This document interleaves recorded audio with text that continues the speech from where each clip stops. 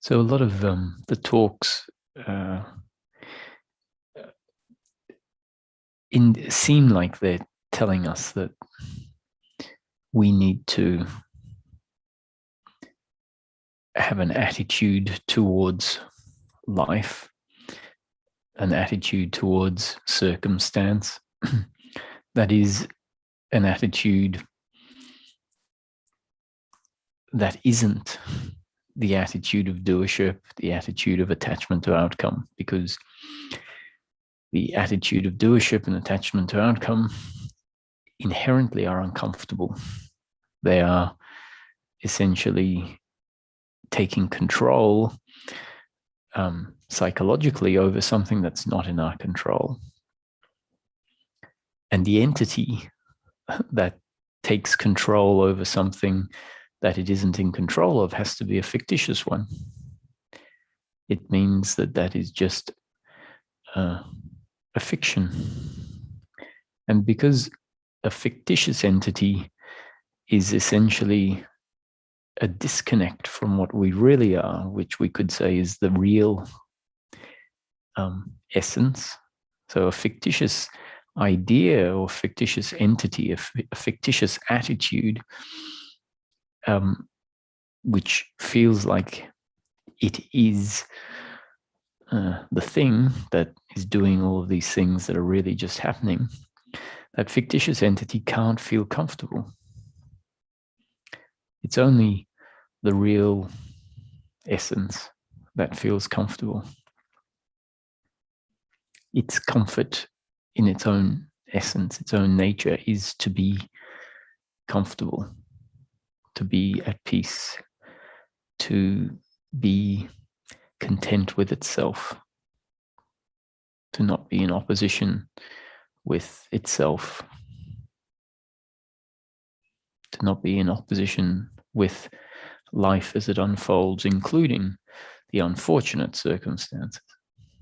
The essence, the true essence, is not impacted and affected by the flow of life and outcomes in the same way that the fictitious self that believes it is something in particular is that fictitious self is very affected by outcomes.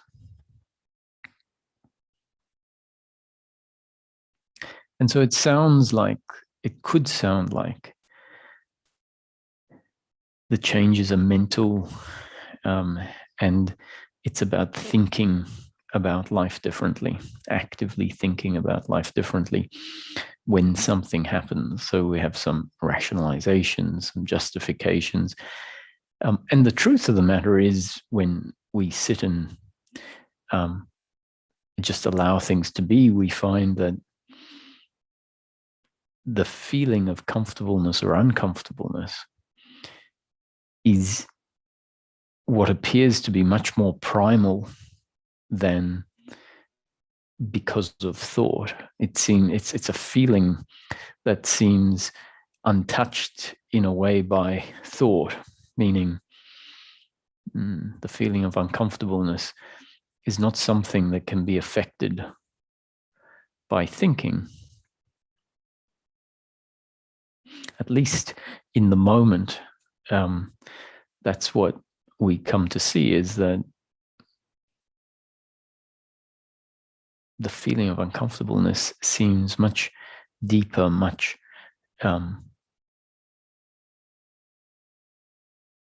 more concrete than just the thought.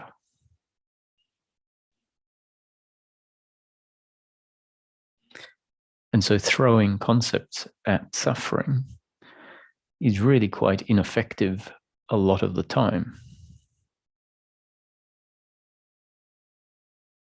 So when teachings say that the understanding has to be experiential,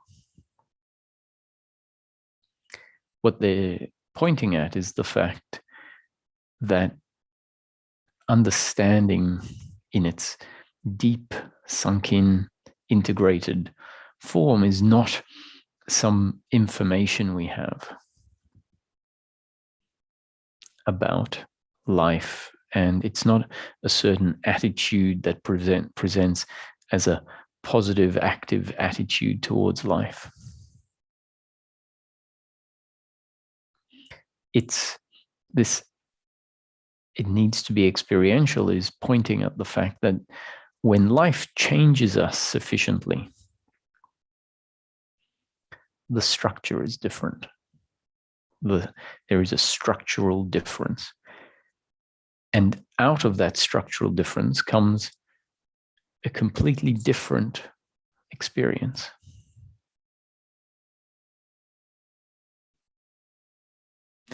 And if someone said, so how do you remain at peace in face of someone letting you down, for example? And the truth of the matter is that it isn't something that we do.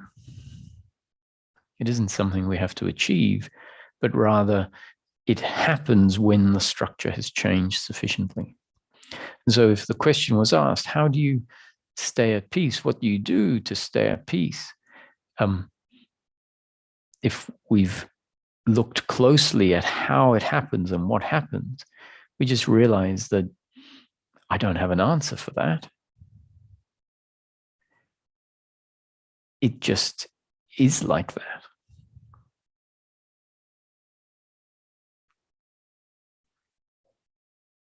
And similarly, when an uncomfortableness is happening, we can have all sorts of ideas about what is causing the uncomfortableness. But if we really become aware of the uncomfortableness as a sensation in the moment, we realize that it is just there. It is what is there. It is what is arising. It is what is happening. And the best answer, or it's not necessarily the best answer, but the further out we go, generally speaking, the more broad the answer is, the more effective it is, because it's less likely to say this is why. Now, if we go too far out, we eliminate all reason and we just say, well, it just is. So what I'm suggesting is a useful place. It just is useful.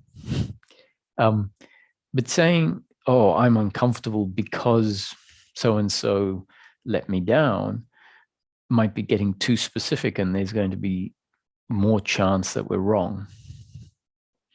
And so I think an explanation that is halfway in between just says, well, I'm feeling uncomfortable because of the particular structure of the human being in this moment, not the particular structure of human beings by and large, but this particular structure, your particular structure, the circumstance. And if we realize that the circumstance and the human being must be interacting, the very fact that there is awareness of a circumstance means that the human being and the circumstance are not separate from each other. They are essentially like a fish in the fishbowl. The fish and the water are not separate, they're interacting. And so the human being in a particular circumstance is in interaction with the environment it's in. And so instead of saying, oh, I'm feeling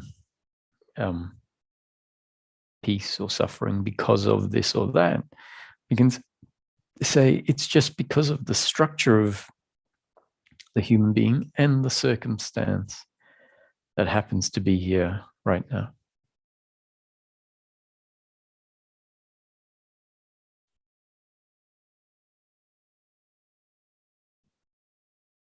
Now, it's true that we could move further out or look at it from a different perspective. And even that explanation, someone could say, well, that's not ultimately true either.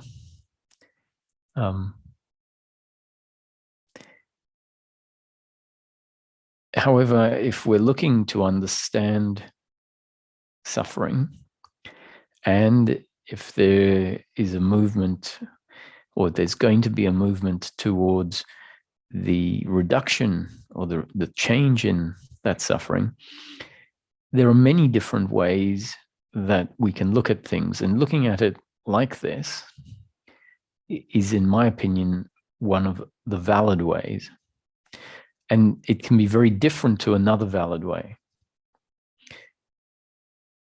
And so if we confuse one valid way as being the only way, then when we hear another valid way that sounds different, we may say, well, that can't be valid because it's different to the one that I've decided is valid. So suffering or peace of mind is a result of not an active thinking that the human being has to implement, but a much more passive reaction that when we start to look at what I'm saying, we might still be able to say, well, that's still thought in a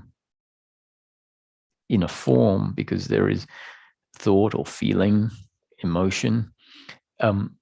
The important point is to see that it's not the thought of,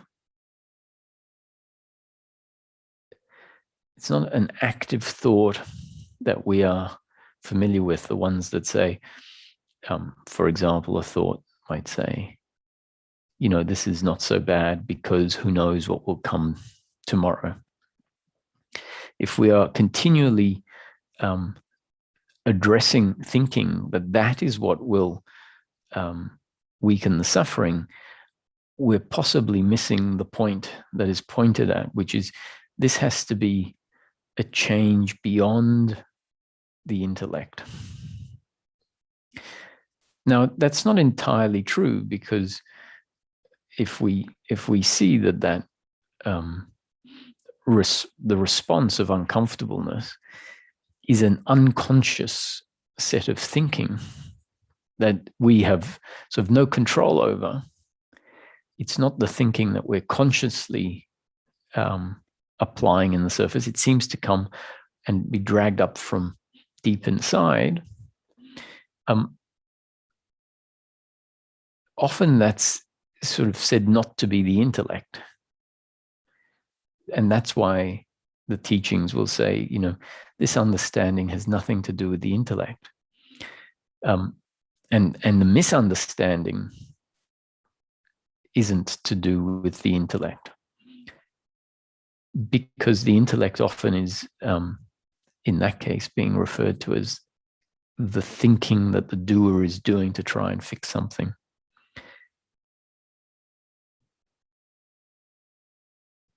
If we can appreciate that the intellect might be much deeper and broader than just the conscious thinking, then we might appreciate that there is a deep intellect, what we could call the deep intellect. And in the deep intellect, there can be misunderstanding on a very deep level, the misunderstanding of who we are. So the false identity gets put in place. And there is the potential for the deep intellect to be free of that misunderstanding.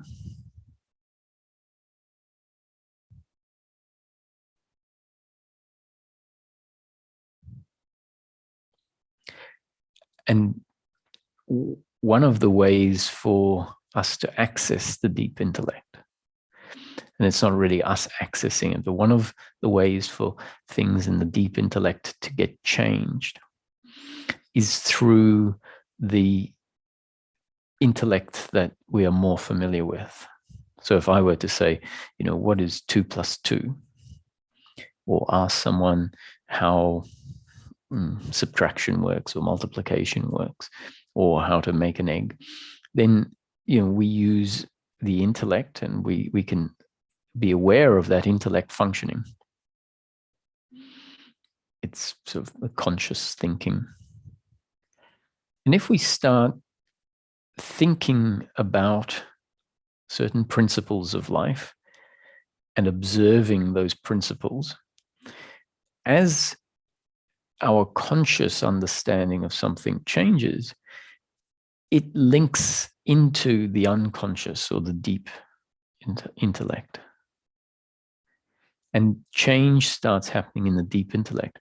So the actual experiential change that is spoken about happens when the deep intellect changes. And so when that deep intellect changes from being a deep intellect filled with misunderstanding to a deep intellect free of misunderstanding, the experience is an experience of suffering or the absence of suffering. And because it's coming from the deep intellect, it doesn't appear to be anything related to the intellect that we're most familiar with.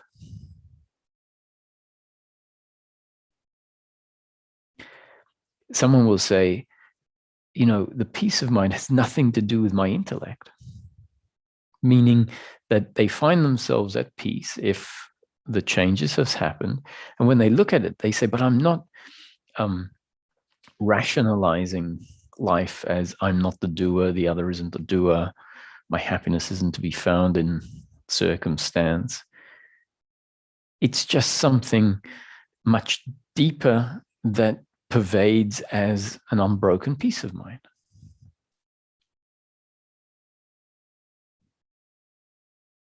And so when the talks are heard sometimes, especially by someone, a seeker that has realized or started to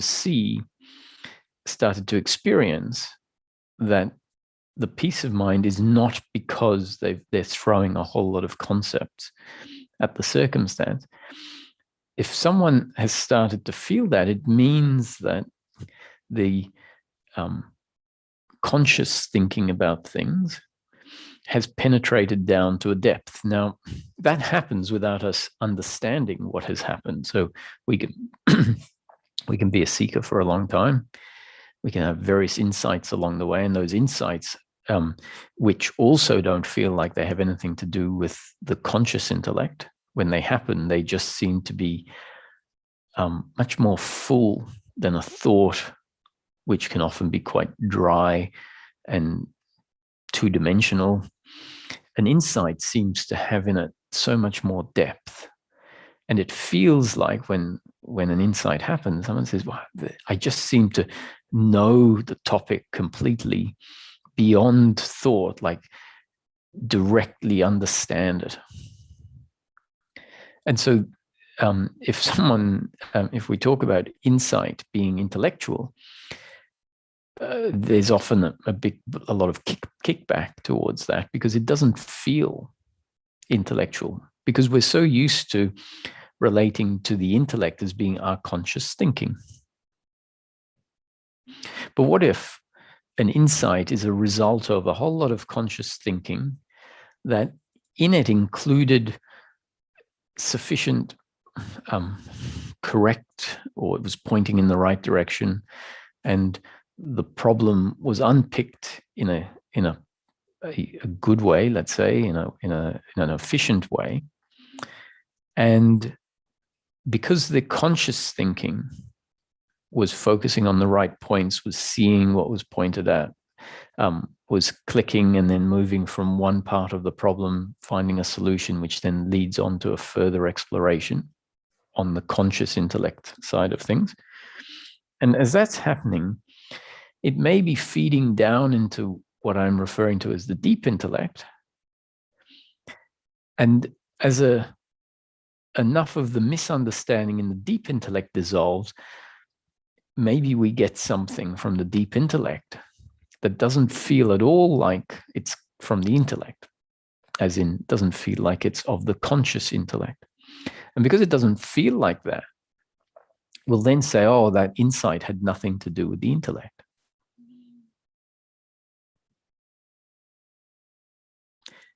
But maybe it's all got to do with things happening in the intellect that also reach down into the deep intellect. And out of the deep intellect comes an intelligence that is not at all an intelligence we're used to having access to.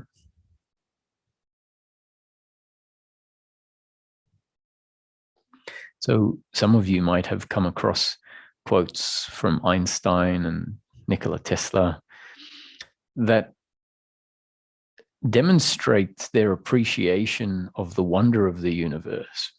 Einstein, I'm more familiar with in particular, but I have seen some from Nikola Tesla as well, where they appreciate that silence, stopping the active conscious thinking from time to time, when the conscious thinking has sort of reached its limit, then Einstein often referred to stopping and remaining in silence. Effectively, what to me would seem like dropping into a meditation where he described answers coming from outside. And that description was what he gave when he described how he came to the equation, the famous equation, E equals mc squared. So Einstein's most significant contribution, one of probably the most significant contributions, Einstein says came to him from outside. Now that outside may be the deep intellect that is something way beyond what we can comprehend.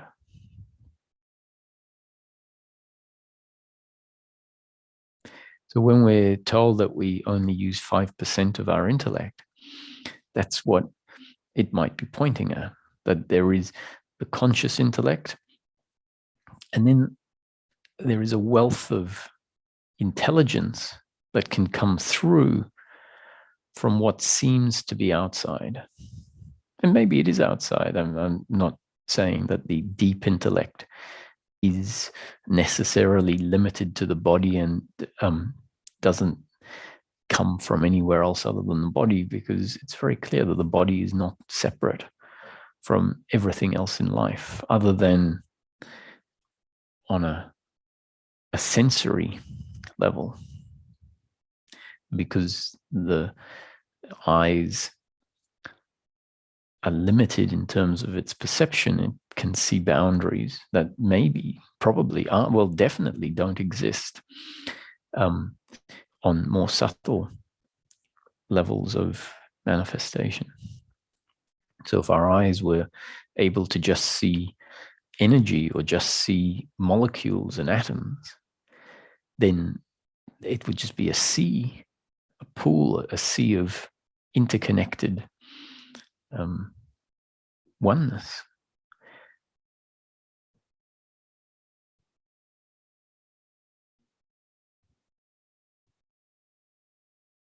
And it's very clear based on just simple pragmatic experiments that happen that if something is affected in one part of the universe, measurements can be taken to show that a change in one part of the universe translates to a change somewhere else. And we're talking about measurements and changes of microscopic particles being affected that can be measured. Change can be measured light years away, that show that there is a connection that we can't really comprehend.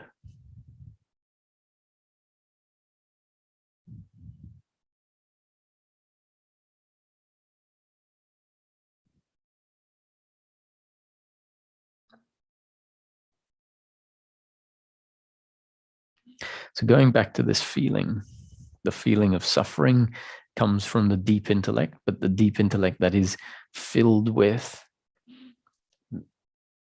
false information, covered up, I guess you could say, the deep intellect that is deeper than the conscious thinking, expresses as conscious thinking, but doesn't allow us to access the intelligence, the intelligence of the deep intellect. So when it gets filled up, the deep intellect, which is really the unconscious in this, and maybe it's just the top layer of the deep intellect, is filled with the false sense of self. And so that is what is in the environment, in the circumstance, and the circumstance and that deep intellect and the conscious intellect also are not separate. And so there is a reaction. And the reaction is the uncomfortableness. And as the process changes and uproots the misunderstanding in the deep intellect, then what we find is the reaction starts being different. And so what we feel in the end is a different feeling, a different experiential sense. So we can say peace of mind is not a peace of mind because we have just mental justifications for what's happening. It's a peace of mind because there is a silence with what's happening. A silence on a deep experiential level. And the silence is the absence of the noise of the false sense of self, the doer and the attachment to outcome. That is what is forced to happen when the structure is different, when the structure hasn't been cleared out. And so that's why it's often referred to as experiential and not intellectual. And you have to take these things with a grain of salt, because what I've been trying to demonstrate is why it is in a way both. It's the deep intellect, which can be the cause of suffering or the cause of peace of mind, is affected by the conscious intellect.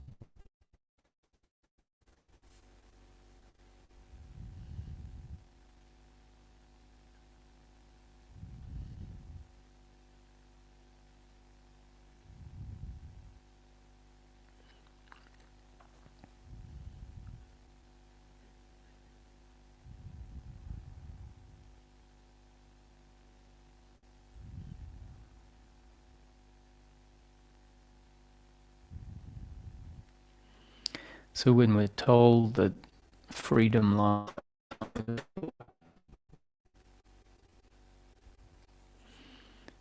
what is being pointed at is that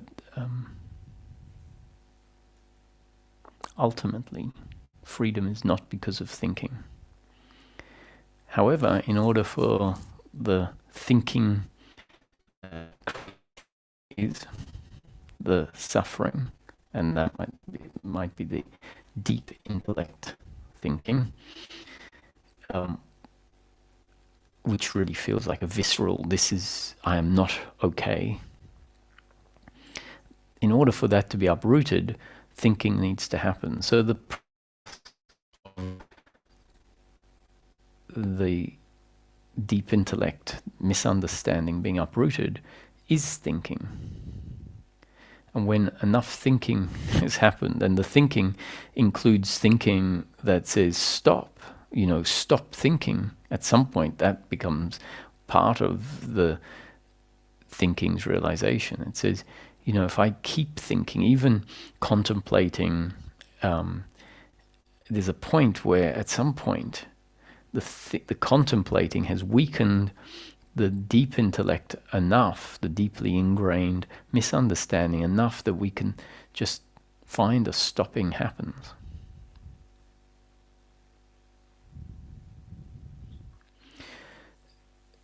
But so often on social media what happens is we see certain explanations that are given, certain concepts that are given, which are useful for when attachment is at a certain intensity.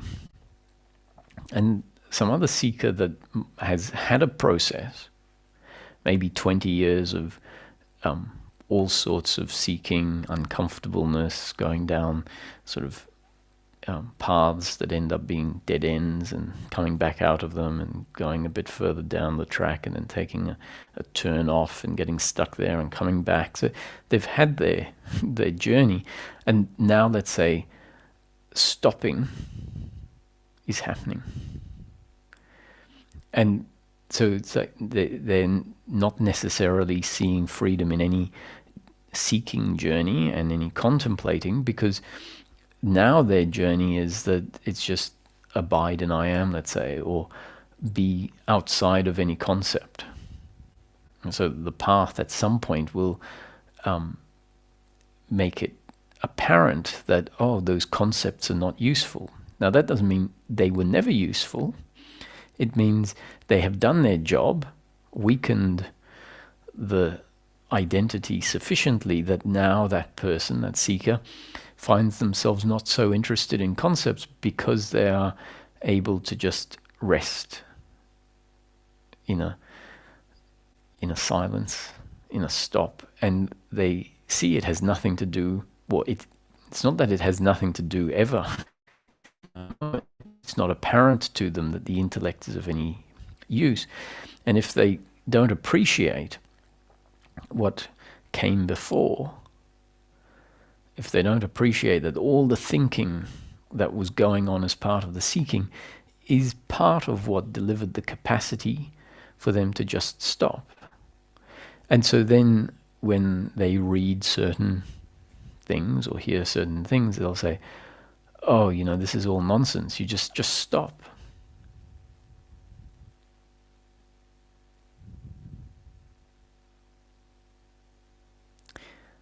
And it's sort of a bit of putting the cart before the horse.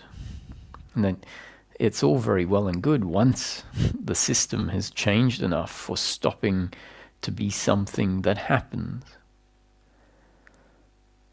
Then yes, we then see that the freedom is not so conceptual. However, to get to that phase, a lot of thinking and pointers that are delivered in the form of concepts, even a pointer that says stop, because that's not where your happiness will be, i.e. seeking outwardly, thinking, trying to be the one that stops or the one that does something. A concept might say, stop, that's not where your happiness is to be found. And that concept in itself, even though it's a concept telling us to stop, it is a concept that has to at first be received by the intellect and thought about by the intellect. And the intellect thinks about it by looking at its experience and says, well, I've been a thinker and that's doing the thinking for my whole life, and it's led me to is seeking, so it hasn't worked. And so then it says, I wonder if it's true that the thinking is the problem. And then as it starts seeing the thinking and how the thinking has in it a sense of, I need to get somewhere, I'm not okay as it is, then as certain insights happen, it becomes more obvious. Oh, that's what it means to stop, because the answers won't be found in a certain type of functioning. Then once that's understood in the intellect, maybe then a stopping can happen. So even a pointer that says, hey, your happiness isn't got anything to do with thinking, is in itself a concept that at first has to be received by the intellect.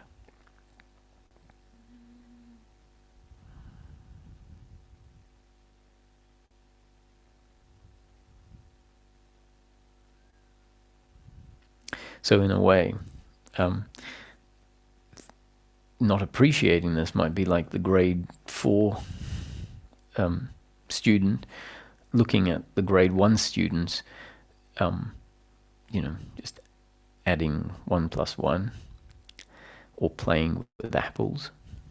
Says, just all of that's nonsense. Mathematics has nothing to do with apples and oranges and bananas.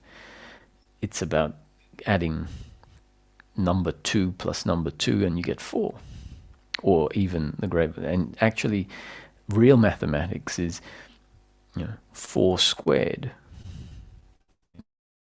because 4 squared means 4 times 4. And then looking at the other mathematics that came before and going, that's all nonsense.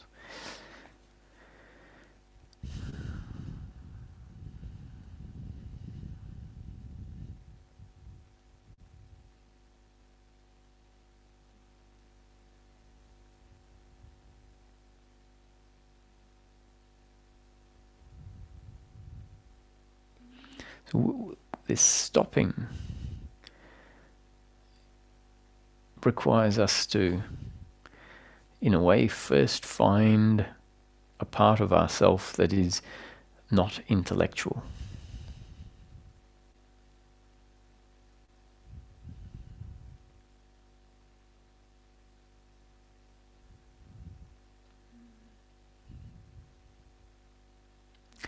And the most true part of ourself, which is there for everyone all the time, for a baby, for a 5-year-old, a 10-year-old, and a 90-year-old.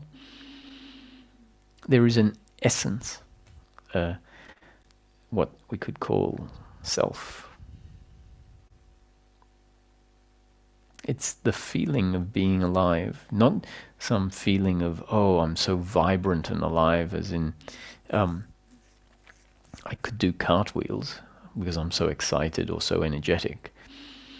Not really that feeling, but the undeniable sense of I am now, I exist. And why that is often riled against the fact I exist now is because the essence is touched into,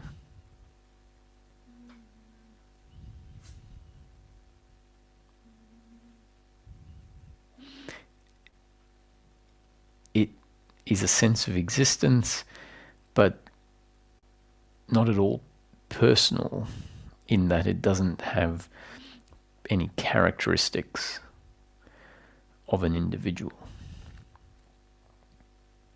It doesn't have a gender or an age, or when it's resting in itself, any preferences.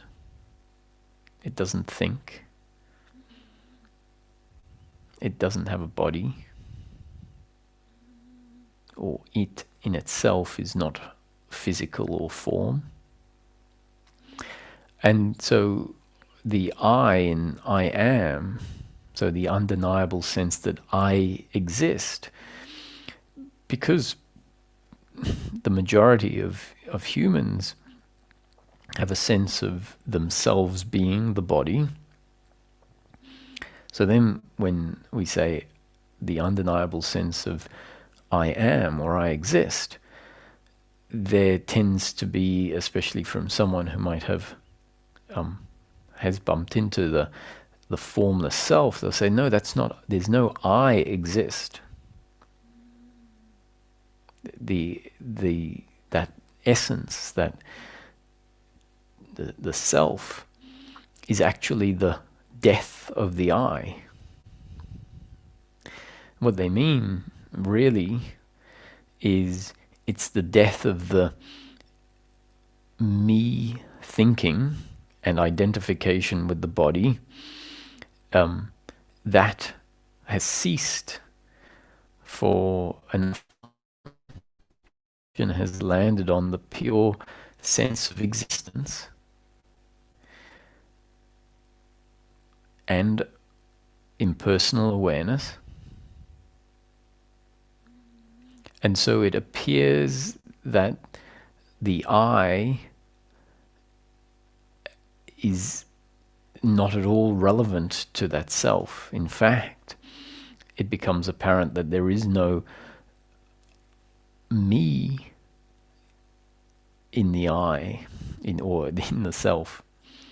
And because some nuances might not have happened, someone will think that the thinking and the identification with the body, which we've always referred to as I, therefore we can't say self has anything to do with I, because self is actually the absence of any personal identification or personal thoughts or feelings. So the idea, I am a male, 48 years old, and I like, long walks on the beach, that is a very personal set. It's a set of ideas, a set of concepts of a me, of the human being. And when the self is woken up to or is realized, at first the self is realized in its very impersonal form, because that is the core, it's the center, it's like the backbone. And it has no, without the clothing of thought, no definition.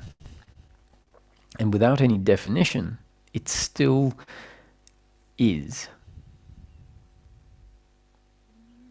And that isness, that amness, so those are the words that are often preferred when there has been this appreciation of the core that is not of the intellect. The words are, amness, not I amness. So because the I is, it doesn't compute until we eventually change our definition of I from meaning the personal me of the thinking of the human, the personal side of the human. Eventually we change I to mean this existence. It becomes apparent that if we rest in being and we know existence, we are existence,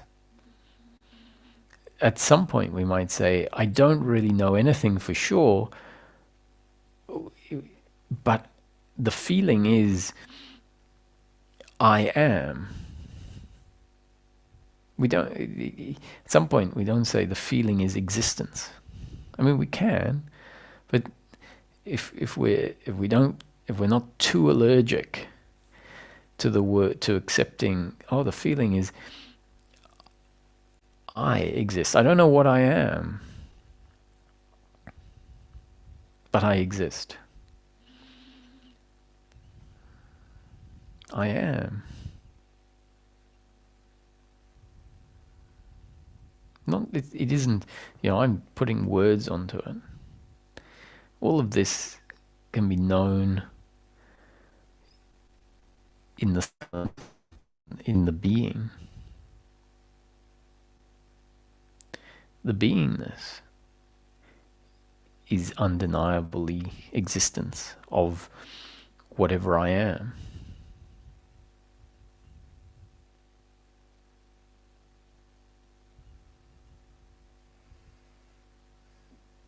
So when we're disconnected from that,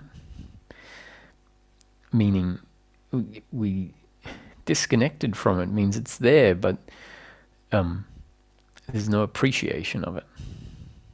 And so then what is taking center stage is all of the thoughts of what I didn't do, what I should do, why life is,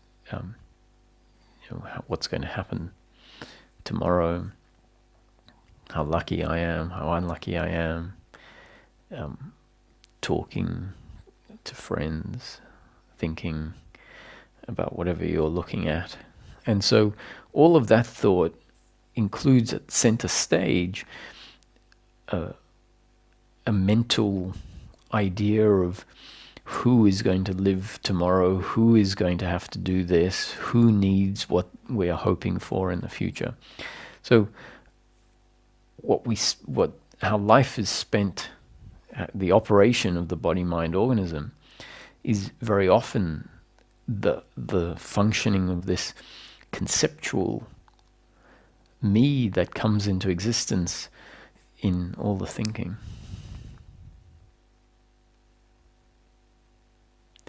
And so when the core is not appreciated, not realized, and this noise, this mental noise that creates this other sense of self, which is a conceptual sense of self, something quite amazing happens, is that there is a disconnection, a fragmentation. And so if that fragmentation is to be mended, there needs to be a coming back out of thinking into being.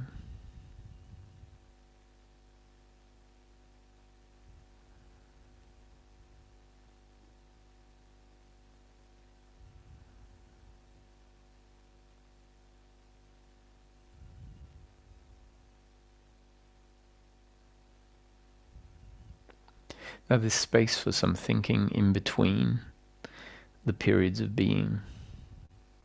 Certain thinking, certain contemplating is going to be very helpful at strengthening the motivation, the capacity for a returning, a coming back to happen. So if we can see that, yes, there is always this thinking happening, and the thinking is about a me that did certain things, that needs certain things to happen, is worried about certain things, is proud about certain things, is having issues and with friends and thinking about circumstance and how the world is going to hell in a handbag.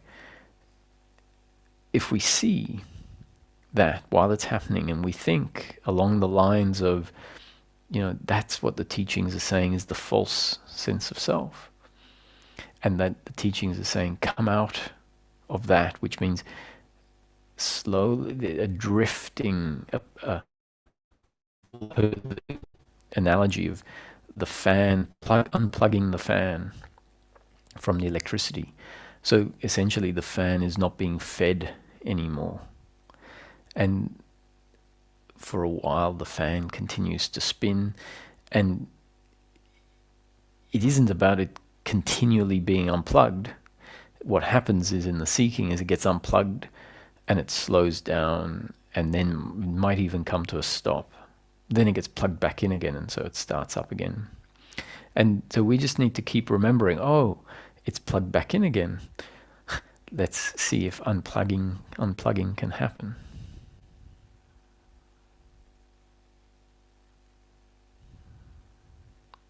And so that thinking, the analogy, that contemplating can help it. We might see that all of the concepts actually are leading to the fact that, and telling us that the thinking mind thinking is uncomfortableness, it's the false sense of self, and there is something more true.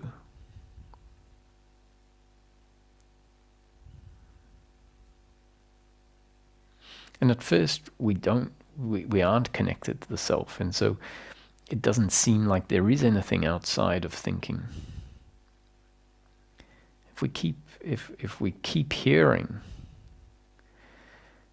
yourself is outside of thought.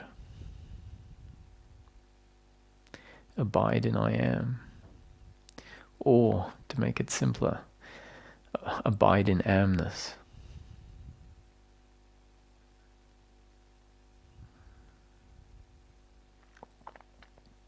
And it's true, at first, this amness just doesn't seem at all available.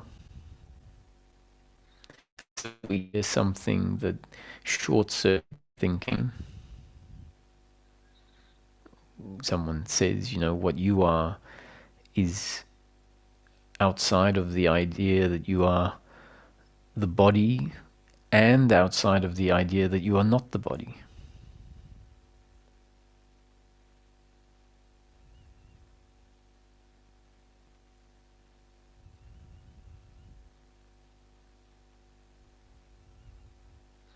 Reality lies outside the idea that there is good and there is bad.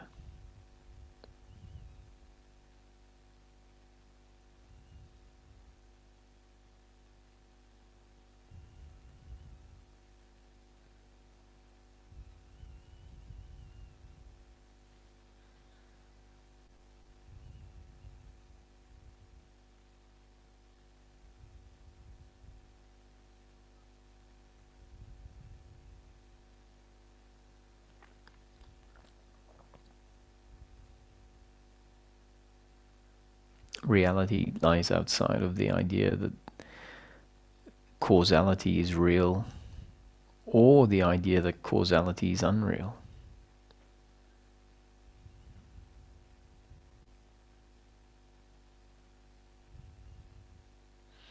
So when we're in our intellect, we're so used to swinging from one concept to its opposite. So if one concept is said to be untrue, like, oh, you are not the body, then what for a while could easily happen, and does happen for sure to start with, is we go, oh, I'm not the body, I am consciousness. And consciousness, or truth, reality, what you really you are not the body, and outside of the idea that you are consciousness. Outside of the idea, I am the body, I am not the body. What possibly can be outside of that spectrum of interconnected opposites? It isn't the idea, oh, I am half the body and I am half consciousness. That's in between the two. I am the body, I am not the body. Or I am the body, I am consciousness. In between is, oh, I'm half the body and half consciousness. Reality lies outside of that.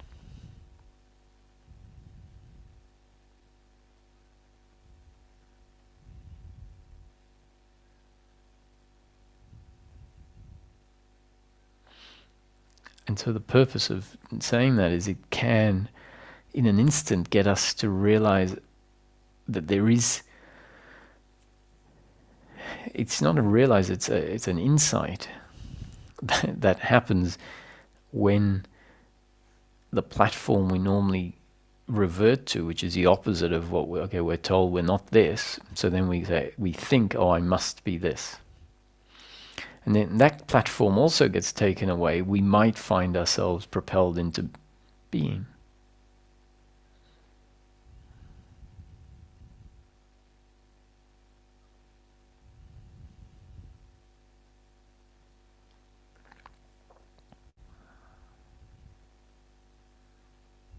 So keep coming home. That's not a prescription. It's of course it sounds all of what I'm saying. Someone would say, "Oh, you said keep coming home. That sounds like you're telling me to keep coming home," and it's never a prescription. It's always a description of what might happen. So what we might find is that coming home keeps happening. Happens 3 times on Monday. What it means by it happens is a thought might arise in the middle of all of your thinking, and suddenly it becomes apparent. Awareness lands on the fact that there is all this thinking about what happened 20 years ago. And something, and as soon as that is aware, as soon as there is awareness that we are lost in thinking, thought might come up that says stop. And in that instant where that happens very, very quickly on its own, we find ourselves being brought back home. So when I say keep coming home, I'm not talking to someone. It's just new conditioning that may inspire awareness landing on the thinking mind, and simultaneously or just after may inspire a thought that says stop. And in that stop, there's much understanding. But when the understanding has become sufficient enough, included in that understanding might be, that's not where I exist in that thinking. That's the false self. The true self is outside of thought. So we need to have thought about it, we need to contemplated it, we need to start experiencing it, and then at some point stop, or I am.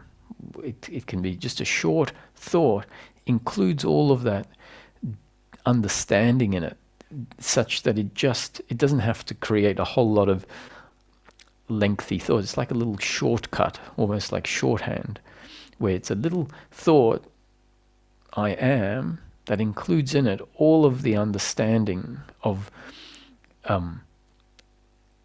what we truly are and where that's to be found, and it just creates a stop. And that could happen 20 times in a day, maybe 10 times in 1 hour, and then 10 times once an hour after that. Who knows what the point is?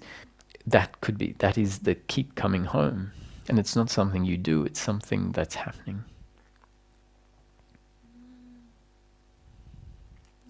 And this is true because I'm not talking to someone. Not talking to someone as a doer. There isn't someone as a doer here talking. There is a body-mind organism that is a result of its genes and up-to-date conditioning, which means the conditioning that the genetic structure received moment after moment after moment from the time it was conceived up to this point in time. So there's no doer here. There is a biological instrument throwing out new conditioning to other biological instruments that are also a result of the genes and up-to-date conditioning.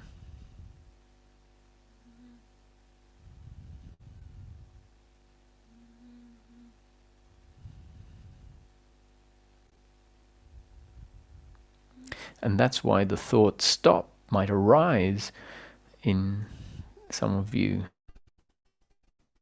sure is arising already, has been for weeks, months, years. And when it arises, it might be seen by you, if you can start to appreciate that there is no separate independent doer that can choose whatever it wants of its own volition. Any choice that happens is a result of the body's genes and up-to-date conditioning. It's an automatic functioning. And so here I am functioning automatically. And my functioning automatically is the production of sound. And that sound is new conditioning, or part of the circumstance. And circumstance in each moment is new conditioning. And that new conditioning affects our up-to-date conditioning. Sometimes can affect it radically.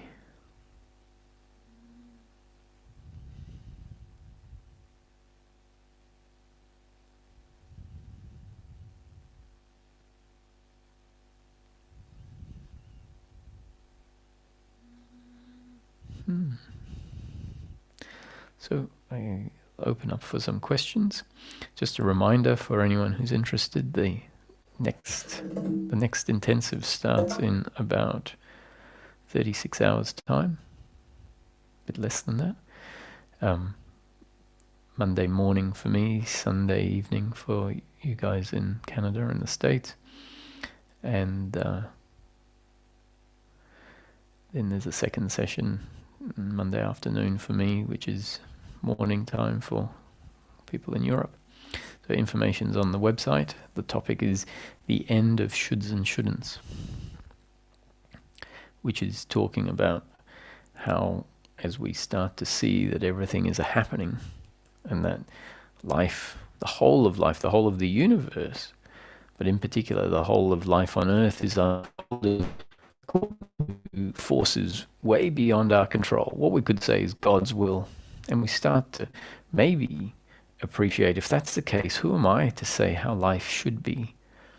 Who am I to say how my life should be? And who are other people to tell me how my life should be? Or shouldn't be? And once we start investigating, we see so much of our contraction in life is because we are believing this load of shoulds and shouldn'ts. They become our rules that keep us disconnected from a flow, disconnected from moving in a way that is free of this restriction of more concepts of who I am and how I should live, who I am and how I shouldn't live, who you are and how you should live, who you are and how you shouldn't live.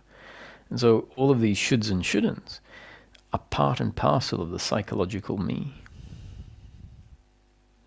And until that becomes clear, we don't tend to challenge our shoulds and shouldn'ts.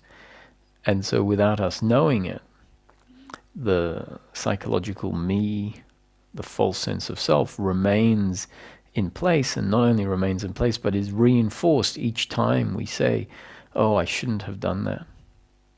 I shouldn't be living this way, or I should be living this way even though it's uncomfortable, or it isn't fulfilling, even though I might not want to go out, but I should go out because I committed to it. I should go out because people are relying on me. If it starts making sense for us to challenge that, primarily because it feels uncomfortable, and we can start to feel the uncomfortableness of it, then we can start small, start changing some of the should, or challenging some of the smaller shoulds and shouldn'ts. And as we see the benefit in that, as we see parts of the me structure crumble, then inevitably we don't stop there, and we move from the smaller shoulds and shouldn'ts to more and more significant shoulds and shouldn'ts. The sort of challenging more and more significant shoulds and shouldn'ts, which really means the collapse of even bigger constraints in our life. Now that sounds like, to the intellect or the thinking mind, it sounds like if I challenge my shoulds and shouldn'ts, life will spiral into chaos. But that isn't usually what happens. In fact, what happens is that load of misunderstanding in the deep intellect starts to disintegrate, and what we find is our movements start to become informed from the intelligent part of the deep intellect. Not at all what we expect, because we don't trust, we don't often have any first-hand experience of a deeper intelligence moving us, a deeper intelligence that will move us in flow with life. So when we hear "let life flow," it's very much linked to the end of shoulds and shouldn'ts. So let's see. Hi, Harleen. Hi, Roger. How are you? I'm good. How are you? Yes, good. Can't complain. It's been a while. I'm listening to Satsang after a while again. Yeah. Sorry, say that again. I'm saying that I'm listening to your Satsang after a long time. Oh yeah, that's yes. Nice. It's good to be back. Great. Nice to see you again.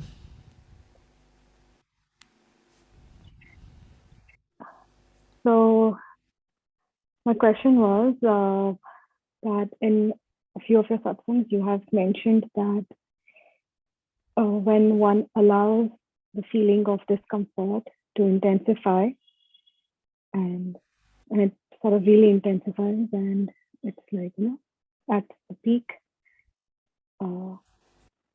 and then it again, and then again, towards after a few hours, like towards the end of the day, or maybe the next day, usually towards the end of the day, it drops, it tapers down. Mm-hmm. And then after which you say that if one can investigate on the non-doership bit, where one doesn't have to feel shame or the feeling of not being good enough.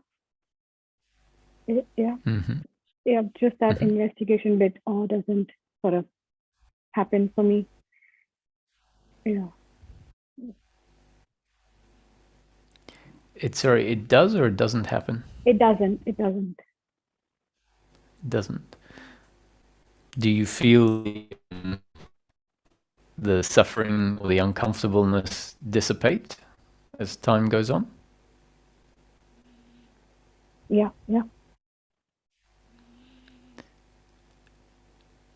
So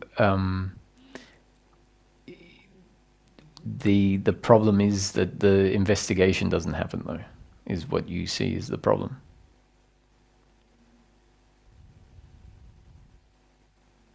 Yeah, the feeling of shame stays for longer. I mean, I may just forget the event, but it's too deep, very deeply ingrained, I feel.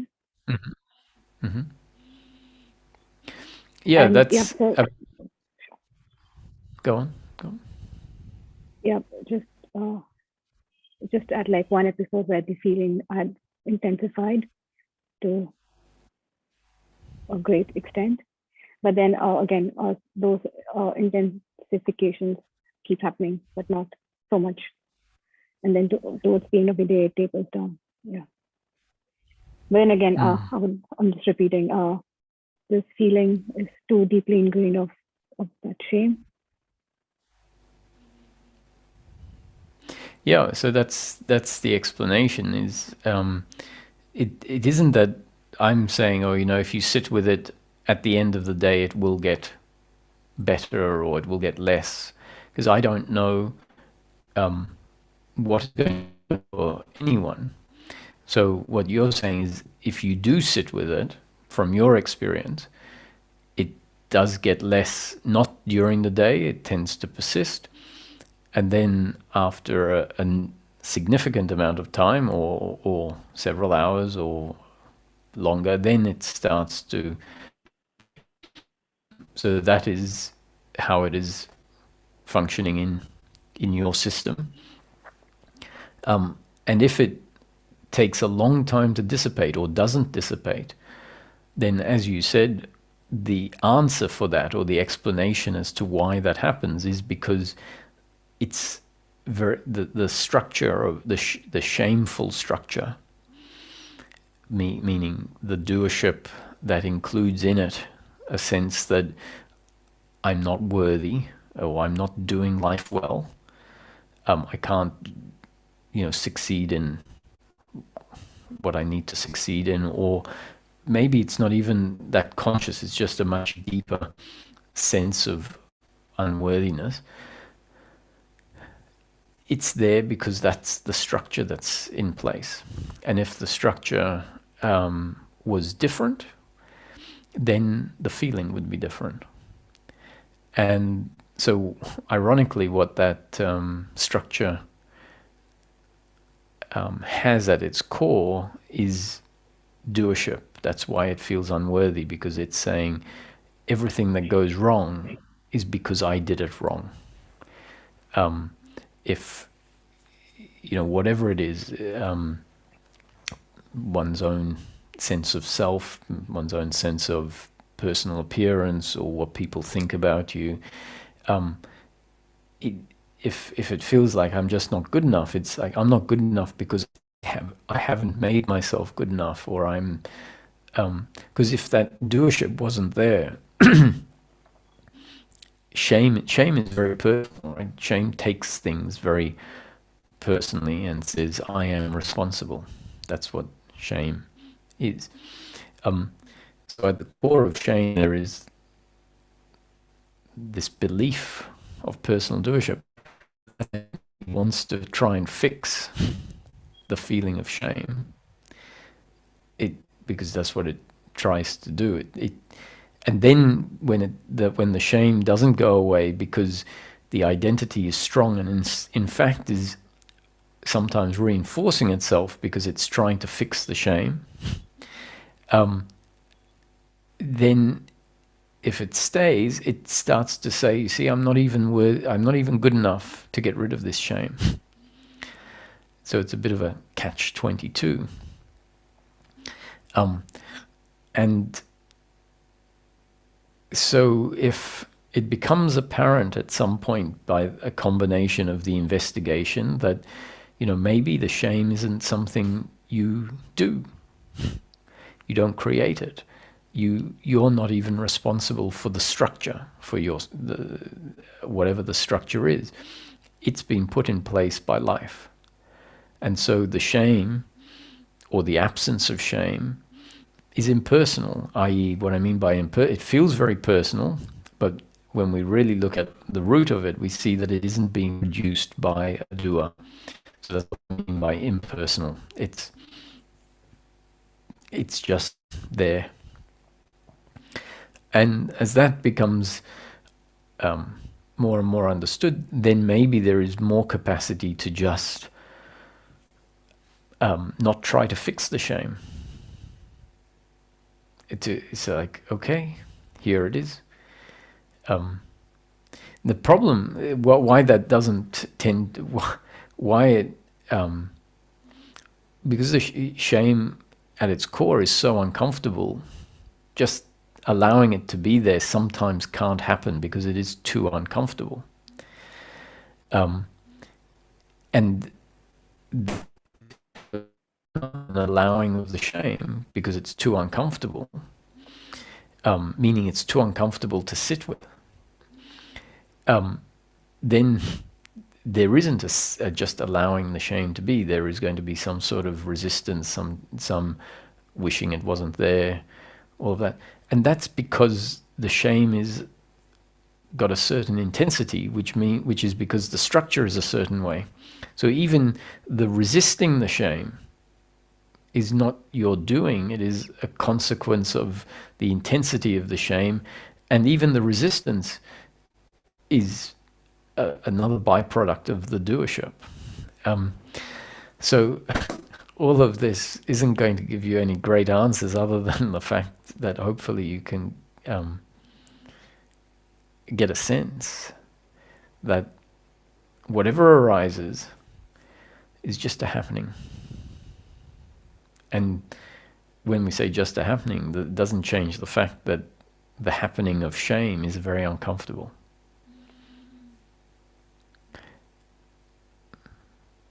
Yeah. But seeing it definitely contributes in time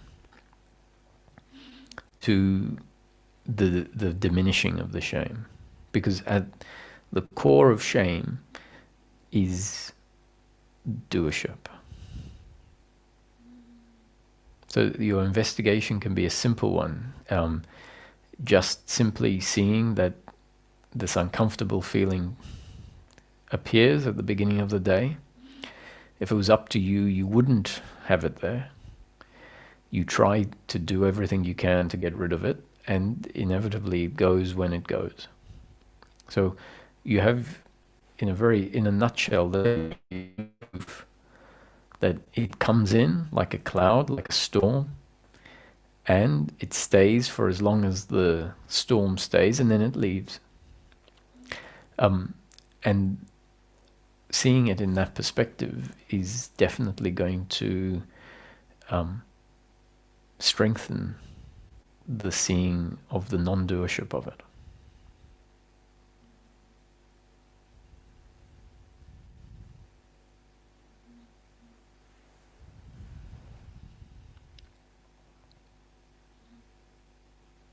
Yeah, I guess it just needs to be experienced. I do not know how many number of times for it to get dimmer and dimmer. The thing, we don't know whether it gets dimmer, how quickly it will get dimmer, whether it intensifies. So even, I completely understand when it's so uncomfortable.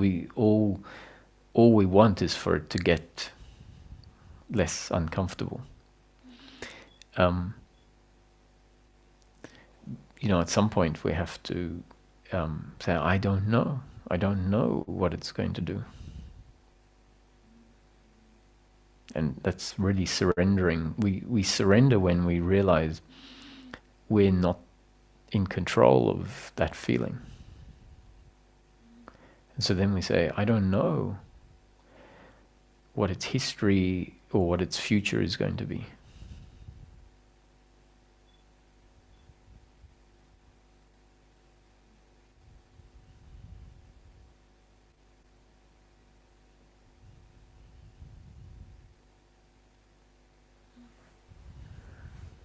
But I'm glad you're listening again. Yeah, I'm glad too. Thank you, that helped. Good. Nice to see you again. Yeah, same here.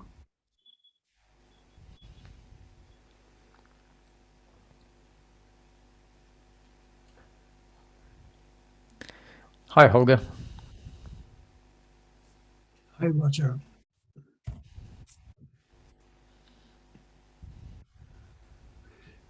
Who are you?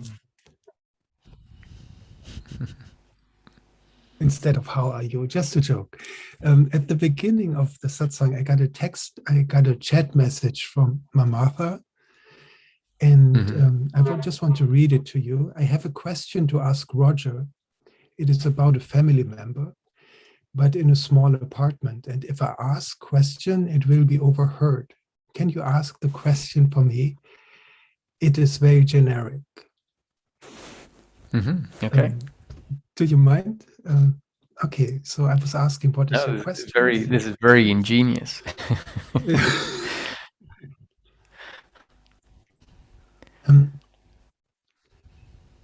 But it's also strange that there is not a way to communicate between the family members.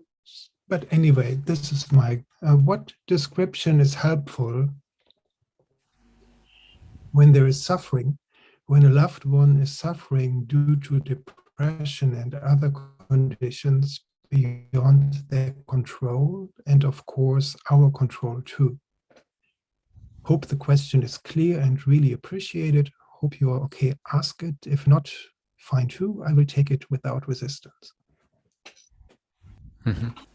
So the question is, what is helpful when we see someone suffering? Yeah, when a loved one is suffering due to depression and other conditions beyond their and our control. Mm.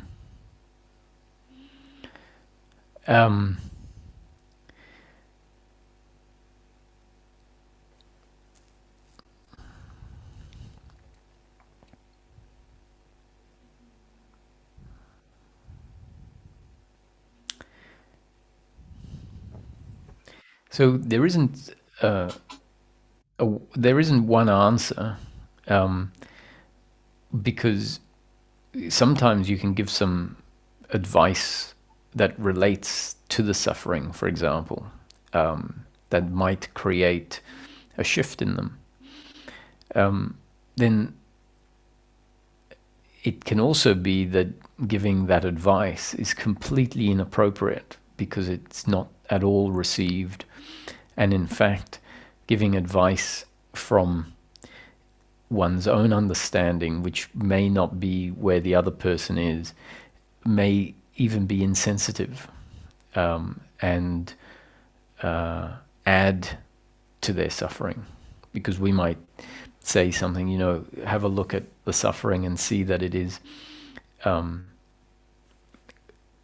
based on your attitude, and that it's not really as real, because if the attitude changed, the suffering would be different.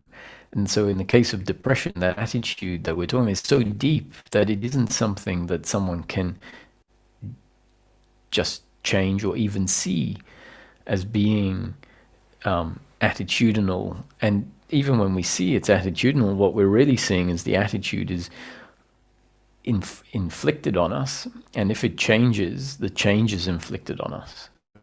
It's not something we can just change whenever we want. And so if that's the case, compassion and love might be more appropriate, where we actually can support the person, not with any philosophical input, but simply by just being there, sometimes silently, just so they know that there is someone who cares about them, there to support them. That means not trying to fix the suffering, because in support, often the best support will come when there is a surrender to the fact that I can't fix the suffering. The best I can do is to be supportive and loving. And very often we go in trying to fix, thinking that supportive and loving requires us to fix the suffering. And so that is another way of contributing, maybe. A third way might be to just give the person space and, in a way, not make it something you have to deal with. That may be freeing for the other person to, even though they're suffering and depressed, by someone saying, what can I do to help you? I hate seeing you like this. It might reinforce that there is something wrong, and intensify the suffering again. So the person might find that they're better off, or they feel better just dealing with it quietly. It doesn't mean that dealing with it quietly is going to get rid of it, but it might be at a 7 instead of maybe a 9 when someone is making it into a bigger deal. And then again, none of these things might work, or might because it's suffering. And the thing is, who knows? So another part, which I think is maybe more appropriate to talk about, is let's see where our attachment lies in this, because a lot of our drive is because the suffering is affecting us and creating suffering inside of us, and that suffering inside of us is then forcing us to try and do something to fix the situation. And in fixing the situation, what we're really being driven by is the fact that the situation is making me uncomfortable. So this is where it's very important to be able to see the difference, the difference between pain of seeing someone that we love suffering. So if someone we love is depressed or anxious, we're not going to feel excited and elated by seeing them in that state. That doesn't make sense. It doesn't correlate. It does make sense for us to feel sad and to feel disappointed, or it's a form of pain, seeing them suffering. Now, as we understand more deeply that my happiness, which ultimately is all that I was going to say that we're responsible for, but it's not even that. But let's look inward before we get too worried about looking outward. And so if we look inward and we realize, okay, pain is not the cause of my suffering. The cause of my suffering is where I take the pain and think that pain is an attack on who I am. And when we make that mistake, we look at the person suffering, and we think that who they are really at their core is affected by the suffering. So at some point we need to really keep coming back to say that our true nature is always intact. So even someone who we care about that is suffering a lot, we can appreciate the fact that experientially they are in a lot of discomfort, uncomfortable with themselves. But we need to be able to understand that there is a part in all of us that is free from the suffering.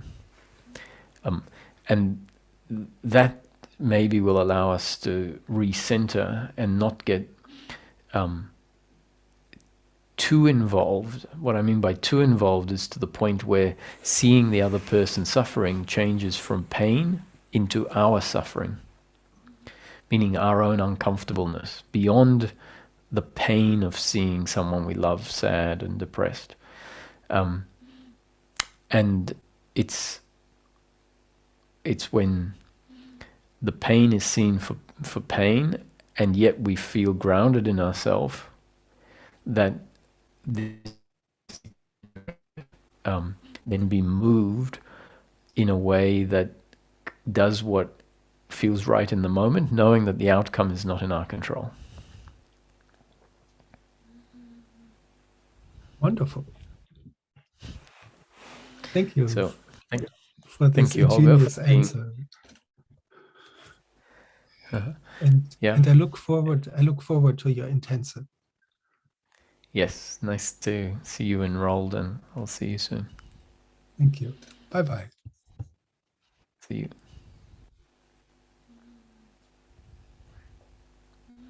Hi, Frank.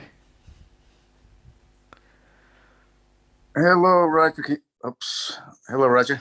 Can you hear me okay? Yeah, very well. Okay, great. Great to see you. I'm glad I'm up early to be here today. I've got a question. I wrote this out because I feel like this is like I wouldn't be able to just say this without having formulated it somewhat. So we always talk about how thoughts make their appearances and then we notice them afterwards, which seems to be the case. So a thought is only noticed after its appearance in consciousness. So is all phenomena just a happening that we notice after the fact, or are we as consciousness also creating all phenomena and then forgetting that we created it when we notice its appearance? I think that it's more important to not see ourselves as the creators of the phenomena, as in ourself as consciousness, because in practice, when we come to know ourselves outside of the mind and connect to the essence that has two aspects to it, the awareness and the sense of existence, there isn't a particularly strong sense that we are the creators of the phenomena that are arising. But there is a strong sense that we are that which is aware of the phenomena, and that what I am that is aware of the phenomena is unchanging as the phenomena come and go. What is aware of the changing phenomena remains constant. So I suggest it's more appropriate to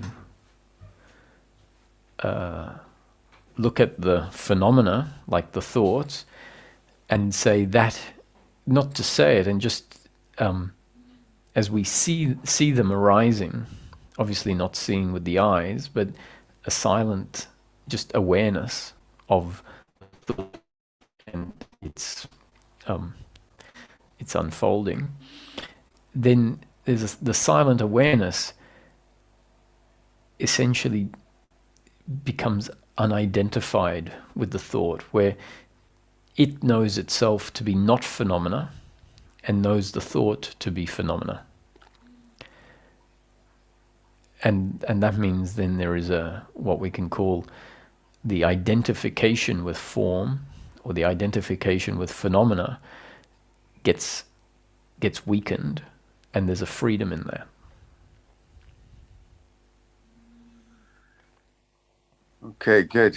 Thanks. A little follow-up to this, and so it's. I have a question. I just want to know what you think about this. Could it be possible for perception and physical senses to exist without the medium of matter, because those so-called physical senses only exist as the knowing of them? Yes. So take a dream at night. In the dream at night, it appears like there are physical sensations of sight and sound and smell and touch and taste and all of that, depending on how the dream, what content is in the dream. So if the main character in the dream is eating ice cream, in the dream there would be the sensation of taste. And in the dream, if the main character sees a dog, there is the sensation of sight. But we can see from outside, because we're analyzing what happens in a dream at night, that there really is no physical body in the dream. There is only an appearance of a physical body, and meaning an appearance in the imagination, which is essentially what a dream is. It's an imagination in consciousness. So all the world of form has essentially arisen and ultimately isn't form. And what there is the awareness of what we might call sight and sound, and taste and hearing, or touch, smell. And so that's an example of how we can have, I'm not exactly sure how you worded it, but sensation without physical form. And I think that's what you had asked, if there is a possibility of sensation without physical form. Yeah. Well, Yeah. The medium, without the medium of matter, because we think we need matter to see, hear, and feel, etc. So there's always been a question of whether those things can exist without the medium of matter. And you're saying the medium of matter, I guess you're including, for example, the ears and the eardrum yes, as being matter, right? yes, Yeah. yes, and the eyes, the physical eyes, and Yeah. so, just want to know what you thought about that. Okay. Yeah, I think that ultimately we'd say, I don't know that. What I know is there is awareness of what appear to be physical objects, and it appears that the physical objects or the sound objects are outside and they are picked up by a body-mind organism. That's how the experience is designed to appear. But at some point we say, well, that's what happens in the dream, and the appearance is a illusion compared to what is really happening. And I think we can say exactly the same thing about life, that I wouldn't go as far as to say it has to be a complete illusion, but we could say it very possibly is a complete illusion, i.e., that the sound is not coming from outside into a physical matter entity, but rather it's just arising in consciousness and there is awareness of it, just like in a dream. Yeah, because it seems like all this stuff is happening in consciousness, but we're believing that we're actually using a body to perceive and to see and hear, because it's just a bunch of meat, bones, and blood. And how can that see, hear, or feel? It seems like it's just a belief to me. But anyway, just wanted to get your thoughts on it. Even the belief that it is meat, bones, and blood in a way is the belief in physicality, right? Because we're then saying, well, yeah. So what I would say is, it might not even be meat, bones, and blood. It could be an appearance, meaning an experience of meat, bones, and blood. But in fact, there is no such thing really as, just like in the dream at night, it is an appearance of an ocean. But where does the ocean go? When the dream collapses, there is no ocean left. It wasn't an ocean, because if there was a real ocean, it wouldn't collapse with the dream. So in the same way, the skin, bones, and blood may not even really exist other than an experience within a bigger experience. Yeah, that's true too, because it's all consciousness. So yeah, even that's a belief. Yeah, okay, I got you. Thanks. I appreciate it, Roger. Thanks. Pleasure, Frank. And I think the last one for today is Peter. Oh, hi, Roger. Hi, Peter. Do you hear me? Yeah. Okay. Yeah. So I was just threw my hand up, as I often do, sort of impulsively, but it was when you were, ironically, we're talking about the upcoming intensive of shoulds and shouldn'ts. I found myself immediately going into a shoulds and shouldn'ts mode, because I was thinking, okay, started to do the calculations about when the intensive would be happening, because I'm interested in participating, and then immediately thinking, well, I should. I guess I'm just trying to then I was thinking I should, pick my kids up at that time, or spend some time with my kids after school at that time. So it's going to be hard to, fit the time in, and then going down this. So I guess, I just continuing a sort of struggle with this idea of shoulds and shouldn'ts, and reconciling that with sort of all the, responsibilities, and it's very hard to even parse what, between shoulds and shouldn'ts, and a sort of genuine, I guess this intensive is probably for me. That's why I'm particularly interested in it, because So I'm not even sure what my question is. Sorry, but it's more of a general nature. How, I understand the concept, and to me, it's a very appealing idea of, doing what you feel like doing, because in some ways it's very sort of alien to my habits of thought. But I still, just how does one, distinguish between the, sorry, I'm trying to formulate a cohesive question here, but how does one, parse the shoulds and shouldn'ts from the daily responsibilities of life, which, if one were to, abdicate, would probably result in some unfortunate, well, I don't know. Again, I almost anticipating your answer, but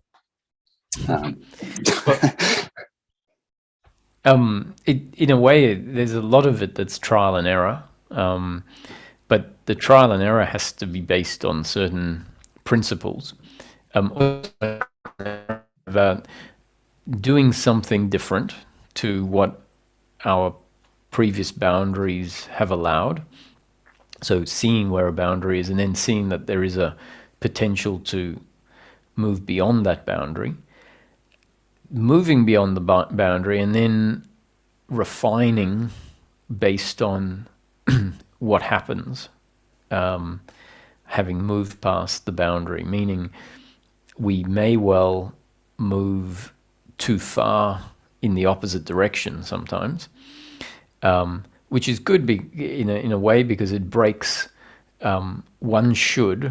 We say, we might be living from a whole lot, I should do this. And then we realize, who says I should do that? And maybe we realize that it's an idea, it's an attachment to certain outcomes that keeps us saying, I have to do that. And in seeing that maybe I don't have to do that, we can sometimes swing to the other extreme. And that's good, because we've broken the original sort of boundary. And in time, we might see, this new position I'm taking is a little bit of a sticking to a should on the other angle. So let's say it's like I should work very, very diligently to provide for retirement, and that might have come from parents, let's say, or from someone's attachment to having a certain retirement or a certain lifestyle. And so that becomes a very strong should. A strong should will create quite a strong sense of something's not quite right, cumulatively over time. That sense of uncomfortableness will build up. And so that will give us the motivation at some point to say, I'm going to do it differently, because I can't keep doing it this way. And then we might swing to the other side, where we don't do any work. And eventually we might find a refinement of that is no longer attached to any of those extremes. And in that refinement, it doesn't necessarily mean we move into the middle of where we do some work but not too much. It means that we have a flexibility to move where we are moved anywhere along that spectrum. But now we are moved not because we are stuck in I should do this and I shouldn't do that. Essentially, we've seen that I can drop the should and shouldn't and be moved by something which is more connected to the body.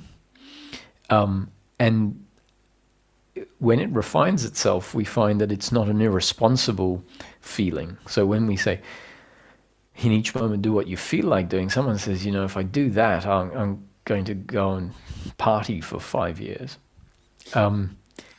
And so that's what, scares us from doing doing in each moment exactly what you feel like.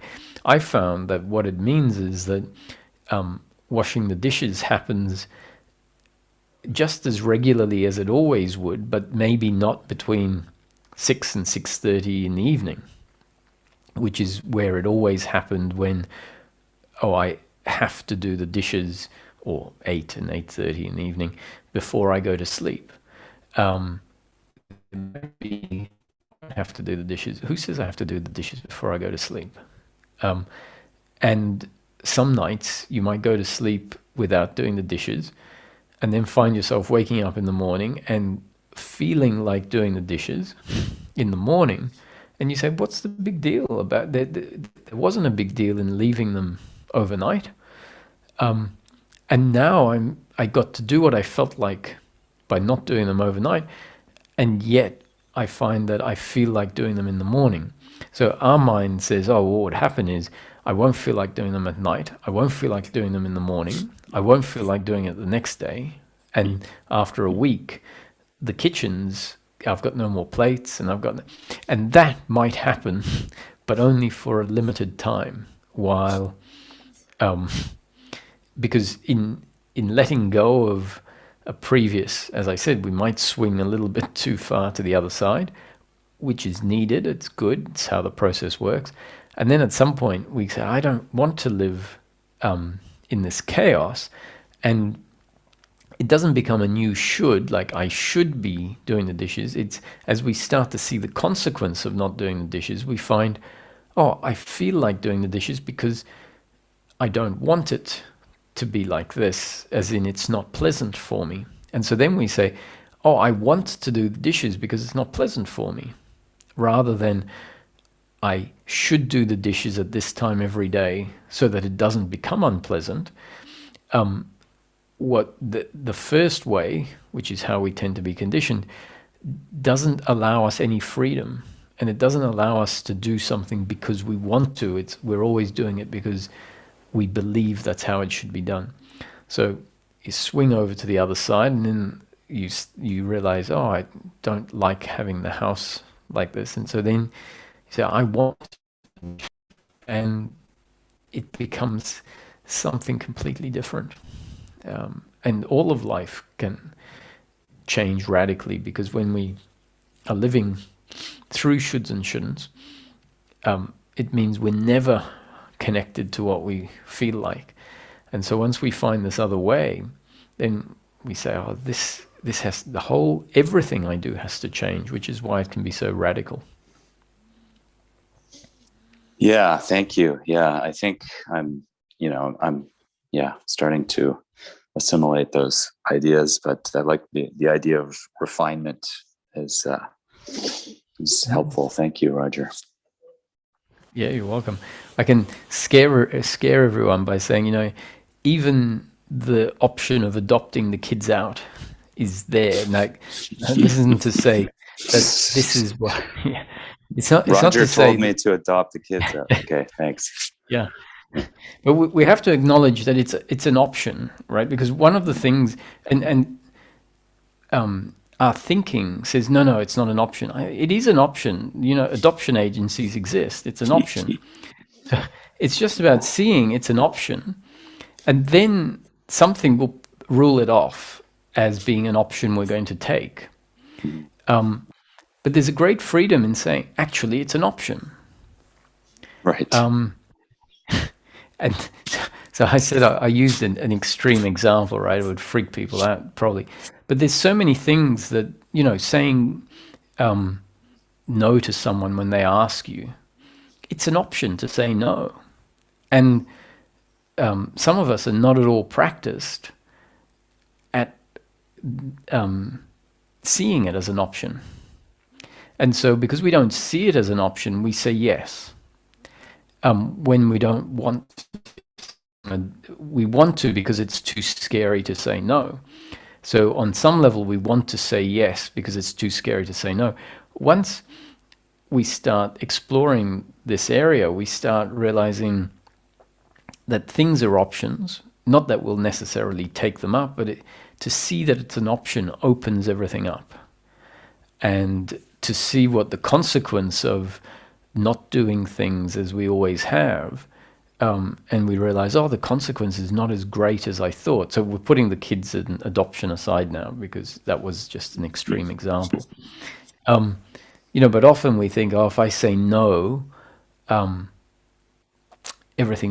friendships are going to collapse around me. And if there's enough reason to start playing with saying no, the surprising thing is, we realize that it's probably not as dramatic as we might have thought it was.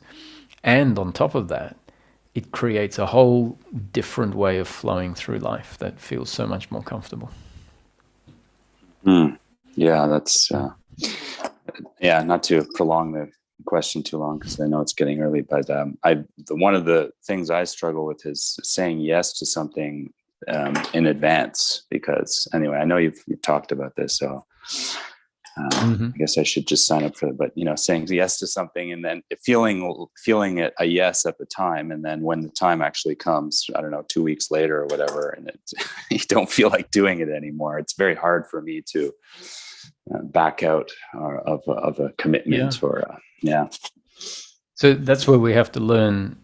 If we see that happening often enough, what we conclude is, I have to stop making plans ahead of time because it feels right today, but in 2 weeks' time, I just don't want to do it. To avoid that conflict, which is quite an uncomfortable conflict, one of the solutions is, instead of having to battle all the time, we just say, I have to stop making plans that far in advance. And so there was, as part of my experience of the shoulds and shouldn'ts, there was this absolute insistence that I could only make spontaneous decisions, because anything else just showed to be based on what I think I might want to do in the future.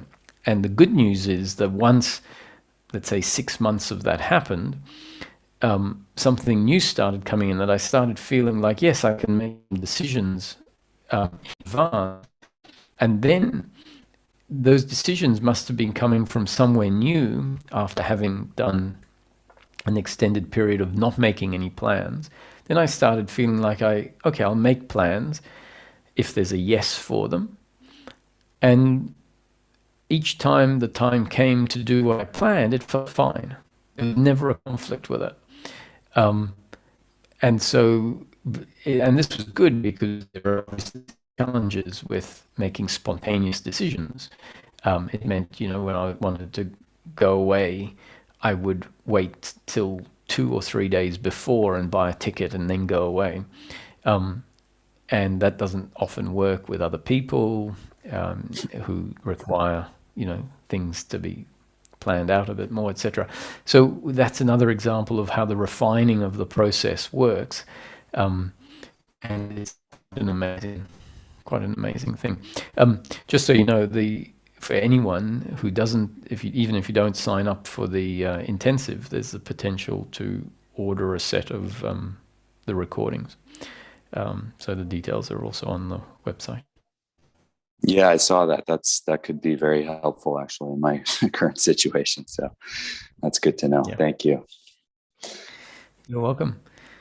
Elle, we have just a couple of minutes, so I'll keep it very quick, and you'll be the last person. Oh, Elke. Eke. Ike, hello. Can you hear me? Yes, I can. How are you? I'm fine, thank you. How are you? I don't know really how to ask. I think it's been last December that I've, I don't know, like had the, don't know how to say it. Like it suddenly felt like everything is just happening, and then I'm not really doing anything, but just like being that, whatever it is that's watching everything. And I'm wondering if that's it or if I'm overlooking something, or I mean, it keeps to feel very real since then.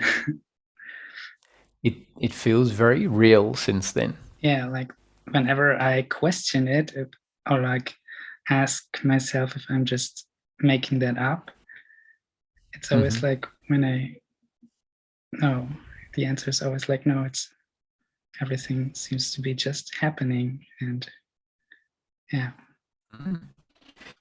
Yeah, I mean, the thing is that we can doubt certain things and get lost in doubt, which is more thought. And if you come back to your own experience, then you say, well, there's nothing to doubt, actually. And especially if you find silence, more distance, more acceptance, more allowance, more space, which I'm, would guess are characteristics that are present when, what happens based on what you've described, are watching everything from what we are, that is, that watches, then, there should be a qualitative difference in life feels like it is flowing. Yeah. Because we are just allowing, in a sense, life to happen in each moment, and feeling it as something being seen rather than something we're doing. Is the body seen as an object also just moving in the moment? Yeah, that's kind of still starting to happen more and more. I mean, it's definitely like whenever I'm thinking about it or questioning it, and then there's always like a shiver going through the body, which is also like yes, that's right. And like at first when it started, that would happen like for several weeks, every day, several times, and now it's a bit less often that these shivers go through the body. And yeah, so turning I would everything upside suggest, down. yeah, allow it to keep happening. And I think especially if the witnessing starts to become more and more interested in seeing the thoughts and the feelings, the speech, the movement of the hands, driving, changing gears, washing dishes. So the body is not so much what is watching, but the formless awareness is watching, and the body is just another object amongst the whole set of phenomenon that is moving. So it is part of what is happening. It seems to be like everything's just appearing in this awareness, or whatever you can call it. Yeah. And so there is more that tends to happen. And it's a very natural, gradual process. So the witnessing gets stronger, and then at some point, without us doing it, the witnessing sort of fades away, and we come back much more into being the person and the body again. Yeah, that's also what's happening. Like, and for several weeks, I will just be like almost like it was before, and then it will come back again, sort of. Mm-hmm. But it's not even about, remember, the witnessing is not the final state. The witnessing is the process where the identification and the involvement starts to weaken. And so if we can come back, if the process brings us back into the body, sometimes the inner say, oh, it's not working anymore, or has been lost. But if we find we're in the body and we get to live as a human being, but the guilt and the blame and the expectation and all of that isn't there, then we might appreciate, oh, this is an even more full version of witnessing. pronounced in the way that it sometimes is, but it must be happening deep inside in the background, because the involvement in outcomes is... I didn't understand the last word you said.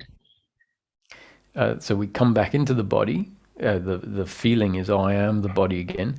But we know that the witnessing is still happening in the background.